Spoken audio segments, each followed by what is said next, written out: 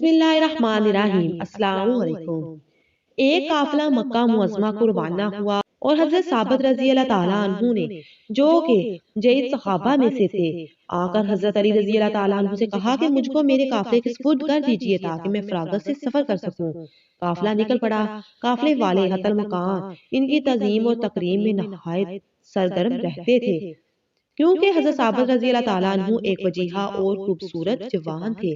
ایک عورت نے اپنے آپ کو ان کے سامنے پیش کیا، چونکہ وہ نہایت نیک سیرت اور پابند شریعت تھے۔ اس کی طرف ذرا بھی توجہ نہیں کی۔ عورت نے کہا کہ اگر میری مراد پوری نہیں کریں گے تو میں آپ کو تہمت میں گرفتار کروں گی، اس کی شرمندگی سے کبھی نہ چھوٹ پائیں گے۔ ثابت رضی اللہ تعالیٰ عنہ نے جواب دیا کہ خدائے تعالیٰ عادل ہے۔ عورت نے شہوت سے مجبور ہو کر اپنی مراد ایک غلام سے حاصل کی اور حاملہ ہو گئی۔ جب وہ حمل سے واقف ہوئی تو اس نے ثابت رضی اللہ تعالیٰ عنہ پر اس کا الزام لگانے کا فیصلہ کر لیا۔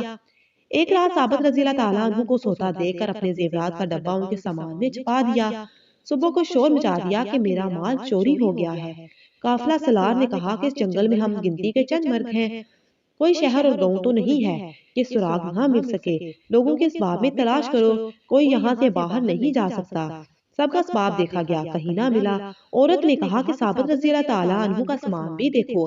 بعض مسلمانوں نے جو حضرت ثابت علیہ السلام کے حالات سے خوب واقف تھے کہا ان بزرگوار سے ایسی بد حرکت وقوع نہیں آ سکتی۔ عورت بولی میرا گمان انہی پر ہے۔ جب تلاش کیا ڈبہ ان کے سامان میں سے نکل آیا۔ بعد ازاں عورت نے کہا کہ یہ حمل بھی حضرت ثابت ہی کا ہے کہ ایک رات جبرن مجھ سے زنا کیا تھا۔ چوری اور زنا کے ثابت ہو جانے کے بعد قافلہ سالار نے حضرت ثابت علیہ السلام کے گلے میں رسی ڈال کر اس عورت سمیت قاضی کو پاس بھیج دیا۔ قاضی نے حضرت ثابت رضی اللہ تعالیٰ عنہ کو سنسار کرنے کا حکم دیا۔ جب یہ وحشتناک خبر امیر المومنین کی گوش میں پہنچی تو امام حسن رضی اللہ تعالیٰ عنہ کو بھیجا کہ میرے آنے تک ثابت رضی اللہ تعالیٰ عنہ کو اسی طرح رہنے دے۔ ساتھ ہی خود بھی پہنچ گئے اور آ کر قاضی سے فرمایا تمہارا فیصلہ درست نہیں ہے، خصوصاً قتل کے باب میں۔ بعد ازاں امام حسن رضی اللہ تعالیٰ عنہ کو عورت کو بلانے کے لیے بھیجا۔ عورت نے پوچھا مجھے کس نے بلایا؟ فرمایا امیر المومنین علی ابن ابی طالب رضی اللہ تعالیٰ عنہ نے۔ دل میں کہنے لگی کہ افسوس کہ اب تو میری رسوائی کا وقت آ گیا۔ جب وہ حاضر ہوئی تو حضرت امیر المومنین نے فرمایا کہ مجھے پہچانتی ہے، میں علی ابن ابی طالب ہوں، میرے سامنے سچ سچ بیان کر دینا اور کوئی خلاف واقعہ نہ کہنا۔ بتاؤ اصل واقعہ کیا ہے اور یہ حمل کس کا ہے؟ وہ بولی حضرت ثابت کا، اور قاضی کے سامنے چوری ثابت ہو چکی ہے۔ حضرت علی رضی اللہ تعالیٰ عنہ نے امام حسن رضی اللہ تعالیٰ عنہ سے مخاطب ہو کر فرمایا کہ وہ نیم اثار لٹھیا اور گاڑے کپڑے کا ٹکڑا جو گھر کے کونے میں رکھا ہے لے آؤ۔ امام حسن رضی اللہ تعالیٰ عنہ وہ مطلوبہ سامان لے کر آئے۔